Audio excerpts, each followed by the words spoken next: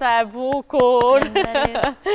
Merita, përshëndetje dhe mirë se më erdhe e dashur. Përshëndetje, mirë se u gjeta, kënaqësi imi atë jem prezente këtu para jush. Është shumë kënaqësi. Të dashur miq, është mysafirja që na ka zbukuruar studion sot, një mysafirë mjaft e talentuar e cila ka si studimet e ndjekë të mjekësisë, domethënë është viti i parë në fakultetin e mjekësisë, por që shkollën fillore e ka të mbaruar dhe instrumentin e flautës, ndërkohë që ne për diçka tjetër e kemi ftuar sot për ta promovuar edhe librin e saj të parë Kur Gonxha Qeli. Një libër ky me poezi, të përmbledhura shumë poezi në të, unë sadopak i shfletova dhe pash edhe kuptimin e tyre dhe përmbajtjen se çfarë ka ky libër, por ne gjithsesi do fokusohemi njëherë te libri, do flasim për librin dhe promovimin e tij që ka bërë ditë më parë në qytetin e Tetovës.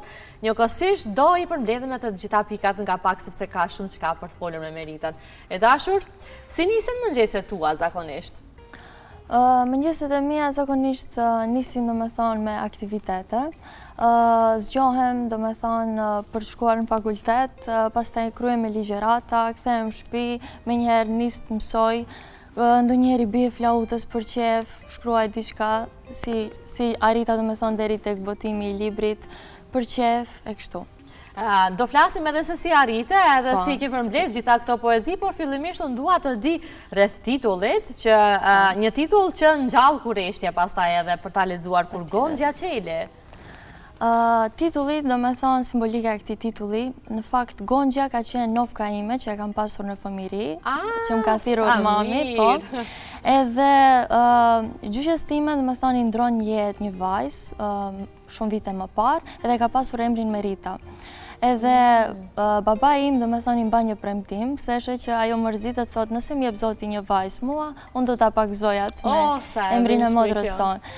Edhe thash, me qënë se mami gjithmonë e ka pas qef këtë emër, thash po ja bëj një kujtim asaj, titullin, pjesën dedikuese të titullin, më thënë ja dedikoj asaj, thash po ja vendos Kur Gonxha Qeli, me qënë se jemi edhe në stinën e pranverës, dosha të bëj diçka kështu të bukur me lule. Por simbolika e titullit tani më vetë se kuptuam, por brendësia e tij, çfarë poezi përmban Merita? Konkretisht janë gjitha përjetimet e mia, me thonë, emocionale, personale, mendimet e mia kritike, se si shoh, me thonë, tjerët, gjitha me thonë janë të përfshira aty. Sa kohë të është dashur që ti përmbledhësh gjitha këto poezi, sepse shoh një numër të konsiderueshëm? Do me thonë, ka fundi i vitit të dytë... është diku 150 faqe libri. Po, ka fundi i vitit dytë, nisa që të shkruaj nga një kështu për qef, po jo që ta marrë seriozisht për të arritur deri tek botimi. Edhe nga viti 3 dhe i 4, nisit më hy më shumë në qef. Edhe nisa të krijoj një përmbledhje, pastaj nisi ajo dëshira, do dua që ta botoj një libër. Edhe arriti do me thonë deri tek botimi, promovimi dhe jam mjaft e kënaqur që arrita këtë ditë. Po në kohën kur fillove ti të shkruash, i mbaje për veti ato poezi ose i ke publikuar dikund? Shifun kam pas do me thonë një faqe në Instagram, Melankolli Eufoni, është bukur tingëllim melankolik. Përkthet edhe aty postoja nga ndonjë poezi për qef, por që e mbaja private. Ashtu kam dashur që ta mbaj derisa të vi deri tek botimi. Shoqet e mia të ngushta, që i kam pas 3 shoqet e mia të ngushta, kanë qenë ato shtytset më të mëdha dhe që i kam parë gjitha poezitë e mia të cilat i kam shkruar, po. Dhe ti botosh pastaj. Po. Sa poezi ka, sepse unë e shoh që 150 faqe është libri, por që nuk e di, mbi 100 poezi janë me siguri. Po, janë mbi 100. Po, mbi 100 poezi. Unë ashtu si që përmenda dhe në fillim, ti me siguri që ke një pasion të veçantë për shkrimi, me qenë se je student e vitit të parë të mjekësisë dhe ne e dim se sa kërkon punë dhe për kushtim fakulteti i mjekësisë, por që shkrimi nuk e ke lënë anash, ka nisur kjo nga viti i dytë i shkollës së mesme. Po kush e pa Merita talentin fillimisht të ti? Talentin për shkrimin, si filloi gjithçka? Cila ishte ajo poezia e parë që ti e mban mend që e ke shkruar? Poezia e parë që e mbaj mend, më saktësisht ka qenë fillore, kishim një garë kështu me poezi. Edhe kishim, do me thonë që të zgjedhim midis titullit Varfëria dhe Pranvera. Me qenë se gjithë e kishin marrë Pranverën, po shkoja të kjo tema e varfërisë, nuk e di pse më tërhiqnin këto temat sociale. Edhe kaloi kjo, pastaj në hartime gjithmonë do me thonë kam qenë e mirë, që nga shkolla fillore, në të mesme, edhe nga rezultatet do me thonë që merja, çdo herë 5 në hartimes, mbaj me të më marrë ndonjëherë 4.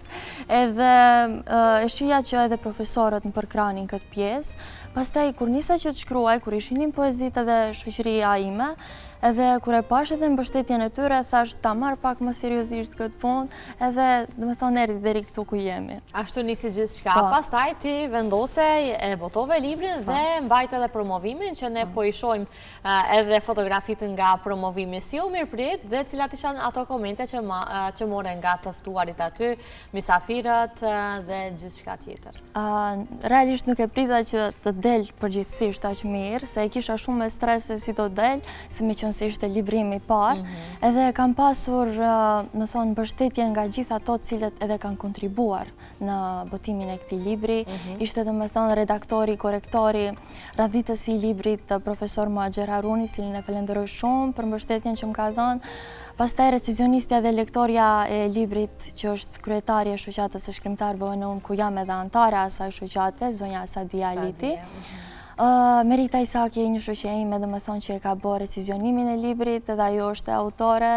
Mandej moderatorja e mbrëmjes që ka qenë Azra Alia, cilët kam pas, dhe më thonë, shoqet cilat kanë lexuar edhe poezit mia, edhe biografinë time, ato cilat kanë mbajtur fjalim për mua, se si e kanë parë krejt rrugtimin tim deri tek arritja e ditës së botimit të librit. Edhe ka pas pika muzikore, më thonë, me violin ka qenë motra ime, me gitar, edhe vetë kam përmbyll një pikë muzikore me flaut. Gjithçka që duhet ketë një promovim tamam i përmbushur, edhe me vetë prezantimin tënd me flaut, edhe ajo i ka dhënë sikur atë qeshim mbi tort që thuhet në fund. Po, sa ka qenë e vështirë që të përmbledhen gjithë këto poezi dhe të botohen në një moshë kaq të re, Merita, duke ditur që ti pikun e angazhimeve e ke tani në universitet? Faktikisht, libri është dashur që të botohet nga fundi vitit 4, dhe me thonë e kisha si gati. Ka qenë si gati. Po, shkaku i disa gjërave cilët, ngarkesave cilat i kisha atë periudhë, ishte matura ato, edhe nuk u realizua, por që edhe tani kisha ngarkesa si jam viti parë, dhe me thonë mjekësit përgjithshme, por shqyqyrë dhe më thonë uri që të del në pa, edhe ka qenë e vështirë në atë aspektin që se si të gjykohet nga rrethi shoqëror, se si dhe më thonë mos i marrin krejt ato përjetimet e mia emocionale, personale, sepse unë nuk kam shkruar vetëm për veten time, me gjithatë se ka shumë poezi për njerëz që kam dediku, por që kam shkruar duke dhënë edhe atë mendimin tim kritik, se si shoh gjërat unë kënd vështrimin apo në pikpamjet e mia. E qartë. Unë do doja që të lexojmë tani një nga poezit këtu, por do dëshiroja që ti ta lexoje vetë, ta përzgjedhësh se cilën e konsideron si, edhe pse unë e di që nuk mund t'i ndash ti, por që duhet ta zgjedhësh një që të na lexosh. Të shohim. Sigurisht të gjitha janë të veçanta për ty. Po lexoj Stolin e Trëndafilave. Është e ka marrë inspirim nga këngëtari Alban Skënderaj, nga vetë kënga e tij Stoli i Trëndafilave. Aha, shumë mirë. Aty pranë lumit të ura e gurit, gjenden ca stola për bukuri. Një shi i lehtë pak stërpik, ere pjesërishme të vllatit. Një zotri me kapel në kokë vështronte orën duke menduar. Seç po priste si i trishtuar, kitarën ai mbante në duar, e ca Trëndafila kishte vendosur në stol duke qëndruar. Ndezi cigaren e tij të dëshiruar duke shikuar rrotull plot kuriozitet. Siç duket, pritja nuk i solli atë çka e pret. I zgënjur nga vetja e tij në vetmi, ngrihet për të vazhduar jetën përsëri. Shikon stolin edhe një herë, derdhi lot për të vetmen herë. Kokën nuk e ktheu mbrapa, vazhdoi rrugën e tij përpara. Mirë po, pse Trëndafilat mbetën aty? A thu vallë dikush do i merr, apo do të vyshkën nga moti i keq? Kaloi aty vajzë fshehur, qau, bërtiti, si e dehur eci kalimthi. Trëndafilat i mori me pak shpresë, i hodhi atje në lumë me dënesë. Një letër ajo la aty tek stoli. Se shkruante në letër, pyet një vajzën që aty e la jetën. O, sa e bukur, të lumë, shumë poezi e bukur, e frymzuar, siç e the, nga këngëtari madh Alban Skedera, po frymëzimin e ketë vështirë ta gjesh këtu, përveç se pas ke gjetur edhe pas ke arritur edhe deri te kënga e bukur që të gjesh. Po, domethënë frymëzimin unë e marr nga krejt gjërat e bukura të cilat e shoh në këndvështrimin tim. Mund të jetë një film nga kinematografia shqiptare, mund të jetë ndonjë këngë, mund të jetë ndonjë person kështu. Nga një storje e përditshme kështu që mund të hasësh? Nga një storje e përditshme, po. Çka mblen domethënë përshtypje gjatë përditshmërisë, unë e marr si inspirim edhe nis që të shkruaj. Gjithmonë gjërat e bukura. Patjetër. E dashur, duke ditur që po studion, domethënë mjekësinë, po pse nuk e vendose që të shkosh drejt letërsisë, me që nga e vogël ti e ke pas këtë pasion? Çka ndryshoi kështu me një herë të ti? Unë kam pas e vogël shumë pasione, por themi veten e shoh në shkenca.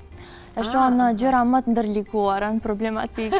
Ndërsa kjo të ngelet vetëm pasion. Kjo është diçka që unë shfryt themi ato mendimet apo mundimet që kam brenda në shpirt edhe i shpreh në art, në të bukurën e fjalës. Ndërsa gjithmonë kam dashur prej vogël, i kam pas si opsione tash këto, që të bëhem ose mjekje, ose më thon flautiste, ose mësuese. Edhe kur hyra në në shkollë të mesme medicinale, Nikola Shtein, në shkollën e mesme medicinale e dija që do vazhdoj mjekësi të përgjithshme dhe nuk e ndryshoja do drejtimin se me atë synim isha nisur. Pastaj pjesët tjera vendose që t'i mbaj si hobi. Sigurisht që të përmbushin më tepër pastaj edhe muzika flauta, ndërkohë që edhe shkrimi në çdo profesion unë e konsideroj se është përmbushje edhe art në vetvete për gjithë ata që e kanë në shpirt artin dhe reflektojnë këtë edhe nga jashtë duke botuar të paktën një libër ose duke luajtur në ndonjë instrument apo çfarëdo tjetër. Pavarësisht ditës së ngarkuar që mund të kesh, ndoshta një shkrim, një strofë vogël apo një krijim një vepre, ty mendoj që të përmbush më shumë ty, apo jo? Patjetër që po. Po familja? Për cila drejtime më shumë ishin? Familja dhe me thonë kanë qenë, se di, gjithmonë kanë qenë për krah meje, në çdo drejtim, në çdo fushë që unë kam ndërmarrë në jetë, kanë qenë për krahja ime më e madhe, si në muzikë në për koncerte, gjithmonë me thonë kanë qenë personat cilët kanë duar të rokit, më kanë mbështet, edhe në pjesën e botimit të librit, do e veçoja shoqërinë time në këtë rast, se gjithmonë me thonë familja është kudo që të shkosh, është për krah teje, mirë po tek rasti i librit, shoqëria nuk e di pse kanë qenë një shtytje shumë e madhe, dëshironin që ky libër vetëm dilte në pa dhe mezi e kam prit këtë ditë. Dhe besoj që kanë qenë të pranishëm, apo jo në promovim? Patjetër që po. Mendon që letërsia, mjekësia dhe arti kanë një botë të përbashkët? Kanë një botë përbashkët, besoj që po. Dhe me thonë është arti i cili i përmbush. Se mendoj që një mjek i mirë duhet jetë, dhe me thonë edhe një artist. Edhe një artist. Shembull, nëse e thot një fjalë të mirë, dikush ta thot, apo një buzëqeshje sinqert, ndoshta ajo do ishte ajo të themi teknika që do t'i mbulonte çdo plagë shpirtërore dikujt, që asnjë shkencë, asnjë titull nuk do ta mbulonte. Qoftë edhe të një pacienti apo qoftë edhe të një familjari që mund të ketë, sepse vazhdimisht dhe në përditshmëri hasin mjekët sigurisht me pacientët. Biseda. Lidhja jote me muzika, unë e di që ti shkollën fillore e ke mbaruar shkollën e muzikës, shkollën fillore, pastaj vendose që të kalosh në mjekësi, po pastaj edhe studimet në mjekësi dhe kuptohet që shkrimin nuk e la anash. Po muzikën vazhdon ta kultivosh ende? Patjetër që po. Zanafilla dhe me thonë me muzikën ka nisë kur unë kam hyrë në shkollë të muzikës në fillore, isha në mes të violinës dhe pianos, këto instrumente që janë më të njohura. Për flautën nuk isha njohuri fare. Po me qenë se kisha hyrë nga klasa e tretë, që është me vonesë, se nga klasa e parë duheshin regjistrimet, edhe më treguan profesorët disa sugjerime, flauta dhe me thonë si një instrument më feminista quaj, edhe më elegant, edhe nuk kisha njëri me njëherë kur erdha në shtëpi, pastaj në YouTube, ta shoh si tingëllon. Unë e konsideroj si perlë e instrumenteve. Shumë është. Edhe pastaj them sa herë do me thonë, të më kishte rikthy koha pas, flautën do e zgjedhja si instrument që nga fillimi. Edhe jam shumë krenare se, me thonë, me flautë kam arrit që nga shkolla fillore të marr pjesë në gara komunale, rajonale, shtetërore, dhe që kam fituar çmime. Edhe këtë gjë, edhe pse kam vazhduar shkollën e mesme medicinale, kam kultivu kulturën e muzikës në për festat ndryshme të cilat kemi mbajtur. Ajo është e rëndësishme. Kemi mbajtur, dhe me thonë, festa 7-8 marsi, 28 nëntori, festat ndryshme, të thonë, cilat janë mbajtur në shkollë, unë kam qenë prezente. Kam pas si opcion çdo herë? Po, patjetër. Çdo vit kam ndërmarr pjesë. Dhe e ke menduar që ti, me qenë se e ketë mbaruar shkollën fillore, sigurisht që edhe ata që e dëshirojnë këtë instrument, por që nuk kanë filluar ende më profesionalisht, ti mësosh ndonjë vepër të afërmeve, fëmijëve, ka ndodhur që të kërkojnë ndihmë nga ty? Shif, flauta është pak instrument i ndërlikuar në aspektin e frymarrjes, se do të thonë duhet të ushtrosh njerë me kokën e flautës, se ka 3 pjesë, është i përbërë prej 3 pjesëve. 3 muaj ditë, do me thonë, unë kam ushtruar vetëm me pjesën e kokës. Derisa e kam marrë... Aq i ndërlikuar, a ne si e shohim?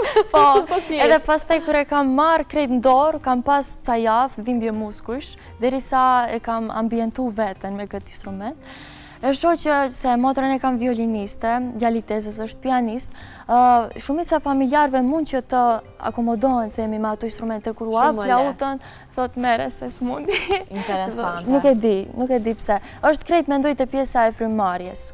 Ajo është që e bën ma të ndërlikuar. Sigurisht që i ka vështirësitë e veta, por edhe tingujt i ka shumë të lezetshëm. Shumë elegante, ashtu si që thesh, tamam feministe, perla e instrumenteve. Unë çdo herë them se është ashtu më e ndjeshme, më tingujt butka dhe kështu me radhë.